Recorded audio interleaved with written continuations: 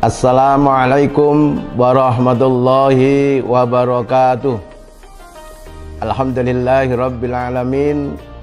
Walladzi ja'ala al-laila wan nahara khilfatan liman arada ayyadzakara aw arada syukura. Asyhadu an la ilaha illallah wahdahu la syarikalah wa asyhadu anna Muhammadan abduhu wa rasuluh. Allahumma sholli wa sallim ala sayyidina Muhammadin wa ala alihi wa sahbihi ajma'in. Pemirsa yang dirahmati Allah, pertama dan utama sekali tentunya kita manjatkan puja dan puji syukur yang mendalam kehadirat Allah Subhanahu wa taala. Di bulan suci Ramadan ini kita dalam keadaan sehat walafiat, dalam kondisi damai, tenang.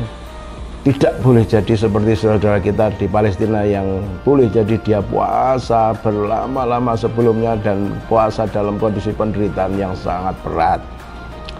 Salawat dan salam moga-moga terlimpahkan pada junjungan Nabi Agung, Nabi mulia, Nabi akhir zaman, Nabi kita, Nabi Muhammad SAW, para keluarga, para sahabat dan pengikut-pengikutnya. Pemirsa yang dirahmati Allah, Allah Subhanahu wa taala menetapkan kita umat Islam senantiasa harus bersatu dalam ukhuwah Islamiyah yang kokoh, ukhuwah Islamiyah yang kuat, yang Rasulullah menggambarkan kal jasadil wahid, seperti bagaikan satu tubuh. Jika satu yang anggota tubuh yang sakit, maka anggota tubuh yang lain akan merasakan. Tentu untuk bisa merasakan bersatunya dalam jalinan ukhuwah yang kuat harus didasari perasaan hub atau cinta.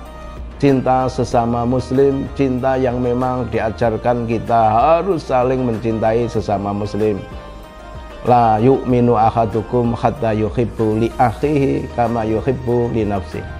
Kamu belum beriman sebelum kamu mencintai saudaramu sebagaimana kau mencintai dirimu sendiri. Logikanya tentu ya, kalau kita mencintai diri kita, manakala anggota tubuh kita ada yang sakit, kita obati. Kalau kita haus, kalau tidak puasa tentunya, kita beri minum anggota tubuh kita. Kalau kita lapar, kita beri makan tubuh kita. Sekarang pertanyaannya, sudahkah saudara-saudara kita yang sakit lalu kita berbagi untuk kita obati? Baik penderitaan lahir maupun batinnya. Saudara kita yang haus, yang lapar, apakah kita juga sudah berbagi? Tentu ukhuwah Islamiyah ini bukan hanya sekedar di lingkungan terkecil kita, di kabupaten kita, di Indonesia kita, tapi sampai seluruh dunia.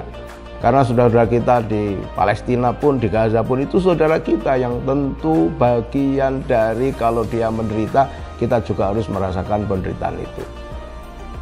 Sesungguhnya cinta memang akan membawa kepada pengorbanan. Di antara pengorbanan itu yang terbaik adalah bagaimana kita menjalin ukhuwah untuk tidak adanya sekat-sekat, merasakan diri kita lebih daripada yang lain. Bukankah kalau kita merasa lebih, itu warisan dari iblis? Iblis di saat disuruh bersujud kepada Adam, apa yang diucapkan iblis? Ana khairum minhu, khalaqtani min nar wa khalaqtahu min tin. Saya kan lebih baik daripada kau. Sementara kau saya dibuatkan dari api, kau dibuat dari tanah. Itu lalu yang merasakan dirinya merasa lebih. Sehingga dalam konteks ukhuwah Islamiyah ini kita harus merasakan masing-masing kita jangan terlalu melebih-lebihkan atas boleh jadi kemampuan kita, ilmu kita, kesolehan kita, wala tuzakku anfusakum. Bahkan kita nggak boleh merasa suci kan? Itu artinya kita harus kesepadanan, kebersamaan, apalagi di bulan Ramadan ini urusan dada ke atas ini yang harus kita lebih pentingkan. Urusan persaudaraan, urusan pahala, urusan mencari ridhonya Allah, mencari kasih sayangnya Allah, termasuk bagaimana menjalin ukhuwah Islamiyah kita, apalagi di saat sekarang ini boleh jadi dalam suasana yang mungkin sangat penting. Mungkin saudara-saudara kita yang sekarang berada di Jakarta sana, kalau melaksanakan amar ma'ruf nahi munkar, tentulah dengan perasaan cintanya, mencintai saudara kita yang mungkin lalai, saudara kita yang mungkin terlanjur kurang baik dan sebagainya, diperbaiki dengan cara yang baik. Tidak boleh anarkis, tidak boleh melakukan tindakan-tindakan yang di luar hukum. Sesama muslim, sekali lagi kita harus menjalin ukhuwah atas dasar cinta kasih kita. Jangan sampai kita kalah lah dengan umat lain yang katanya kalau pipi kanan ditempeleng berilah pipi yang kiri. Waduh, romongan. Ya nggak harus begitulah. Maksud kami tentu sekali lagi kita harus saling mengendalikan diri.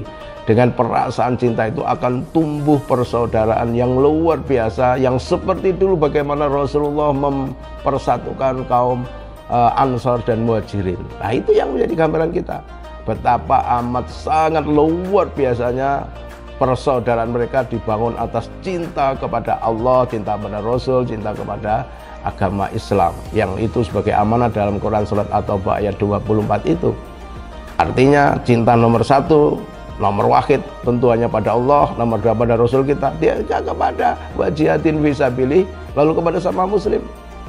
Nah, pada orang tua dan seterusnya pasti, tetapi sesama muslim kita seperti digambarkan dalam Quran surat Al-Hujurat ayat 11 tadi, innamal mu'minuna ikhwatun fa aslihu baina akhawaikum wattaqullaha la'allakum turhamun. Jadi manakala ada saudara kita yang sedikit berselisih, ada masalah, ya kita satukan. Jangan dikompor-kompori, jangan malah dipanas-panasi.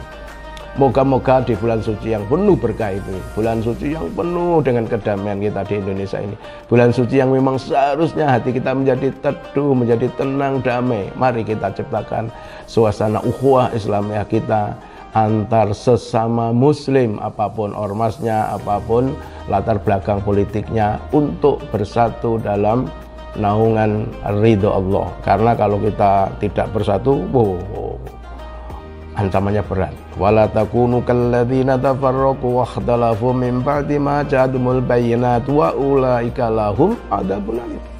Quran surat Al-Imran 105. Kita jangan sekali-kali kita bercerai-berai, kita bermusuhan, padahal sudah jelas perintah Allah, sudah jelas aturan dari Allah. Kalau itu tetap bercerai-berai, maka Allah akan mendatangkan azab yang pedih. Boleh jadi azab itu akan menimpa Indonesia yang besar ini. Moga-moga sekali lagi kehadiran kita sebagai muslim harus menjadi perekat persatuan dan kesatuan serta ukhuwah Islamiyah kita, karena atas dasar iman dan takwa, imanlah yang menjadikan kita ini bersatu, apalagi ditambah lagi dengan kita memiliki negeri Indonesia yang kita cintai ini. Moga-moga sedikit yang dapat sampaikan ada guna dan manfaatnya untuk merekatkan persaudaraan ukhuwah Islamiyah kita di saat kita berada dalam, bukan seperti fa'alafa baina qulubihim, seperti dalam gambaran Al-Imran 102, yaitu di jurang. Bukanlah, tidak di jurang kehancuran, bukan, tetapi boleh jadi kemungkinan disintegrasi itu bisa saja terjadi. Kalau kita umat Islam mayoritas, marilah kita bersatu dengan sebaik-baiknya. Demikian, kurang lebih mohon maaf. Billahi taufiq wal hidayah. Assalamualaikum warahmatullahi wabarakatuh.